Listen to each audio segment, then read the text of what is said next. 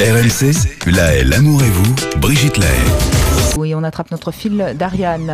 Il y a des nouvelles tendances en matière de chirurgie intime. Je crains le pire, Ariane. Non, mais vous savez, la chirurgie esthétique intime connaît un succès grandissant ces dernières années. Réduction de la taille des petites lèvres, liposuction des grandes lèvres, amplification du point G, point du mari, vaginoplastie. Je peux vous en citer pour les femmes, plein. Tout ça. Je ne parle uniquement aujourd'hui que de la chirurgie intime féminine parce que la nouveauté les concerne aujourd'hui. C'est la dernière obsession, le monde de Vénus. Vous savez, c'est cette partie qui concerne le pubis et la zone qu'il surplombe. Ça s'appelle la monsplastie et apparemment c'est la demande de plus en plus régulière des femmes. Et bien que ça soit plus galbé, plus tiré, pour encore une fois et toujours essayer de renouer avec une seconde jeunesse, essayer d'embellir son sexe à tout prix. Et à tout prix, oui, parce que ça coûte horriblement cher. Je n'ai pas le chiffre exact et ça dépend évidemment des pays où on se trouve et des praticiens qui opèrent. Mais là où les experts tirent la sonnette d'alarme, c'est que finalement, au tout début, cette chirurgie intime, elle était plus à visée réparatrice suite à des séquelles d'un accouchement difficile, par exemple. Et une aujourd'hui, épisiotomie un peu difficile. Voilà, exactement. Et aujourd'hui, ou des mutilations comme l'excision, enfin voilà, il y a plein de justificatifs médicaux qui sont là. Mais aujourd'hui, c'est vrai que la tendance veut que ça soit de plus en plus esthétique, la démarche d'aller voir un chirurgien plasticien pour reconstruire ou réembellir ses parties intimes. Et là, ce qui se passe au Royaume-Uni, par exemple, ce qui monte en flèche, c'est la réduction des petites lèvres, et notamment chez des patientes qui sont mineures. Les chiffres se sont multipliés par 5 en 10 ans. Et là, les gynécologues britanniques nous expliquent que c'est inquiétant parce qu'on ne connaît pas vraiment les effets secondaires de ce type de chirurgie à long terme.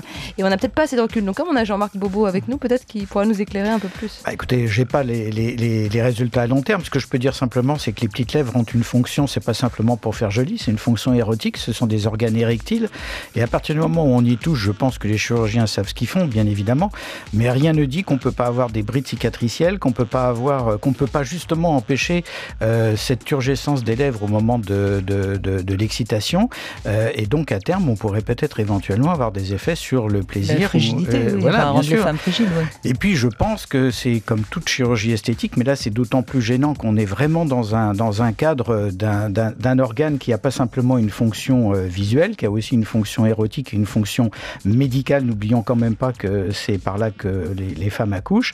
Je trouve tout à fait étonnant qu'on n'accompagne pas ces femmes en demande d'une étude psychologique, parce que comme pour les femmes qui demandent d'avoir des seins un peu plus ceci, un peu plus cela, le nez un peu plus ceci et cela, il y a vraiment une grande souffrance psychologique derrière et un manque de maturité, donc il faut lutter contre ça, bien sûr. Hein. Ce qui est terrible, c'est que ces chirurgiens esthétiques, en fait, ils pensent à une chose, à remplir leur bourse, si je puis dire, et ils s'en foutent complètement de ce que peut provoquer l'opération. Parce que c'est pareil, moi je me souviens, j'avais interviewé une gynéco, je ne dirais pas son nom parce que justement je voudrais pas lui faire de la pub, et qui pareil me vantait les mérites des injections dans le point G. Enfin, je veux dire, on marche sur la tête.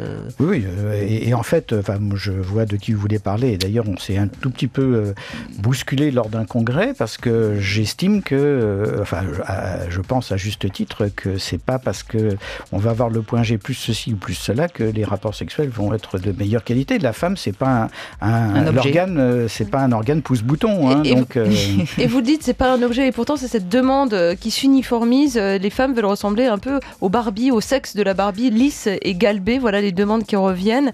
Et il y en a même qui vont plus loin dans ce mythe de la femme princesse. C'est dans la Silicon Valley où des entrepreneurs ont carrément imaginé des compléments alimentaires pour parfumer l'odeur de son vagin. On va dans des extrêmes. Et puis vous avez bien sûr aussi des détracteurs. À l'inverse, vous avez cette artiste britannique Jamie McCartney qui a réalisé une une œuvre de moulage de vulves, de vraies vulves, 400 vulves de femmes différentes, pour montrer les différences et surtout prôner cette différence et lutter contre cette chirurgie excessive. Alors on va faire de la pub à quelqu'un de votre famille, Gérard Swang, avec ce fameux atlas du sexe féminin aux éditions de la Musardine. Oui. C'est un livre formidable où on voit des vrais sexes féminins avec des poils et tout, et qui sont tous très différents. Et je peux vous confirmer que chez lui aussi, il a des moulages de sexe et il a des grands tableaux qui représentent toutes les formes de vulves et justement de la diversité naît justement l'intérêt de la sexualité, hein, si on est tous fait au moule. Je parle de Gérard Swang parce que c'est vraiment intéressant. Gérard Swang a écrit son premier livre, le sexe de la femme, je crois que c'était dans les années 70 donc, et ce livre a été très soutenu par les féministes parce que c'était enfin quelqu'un qui défendait le vagin, qui défendait le clitoris, qui défendait le sexe féminin.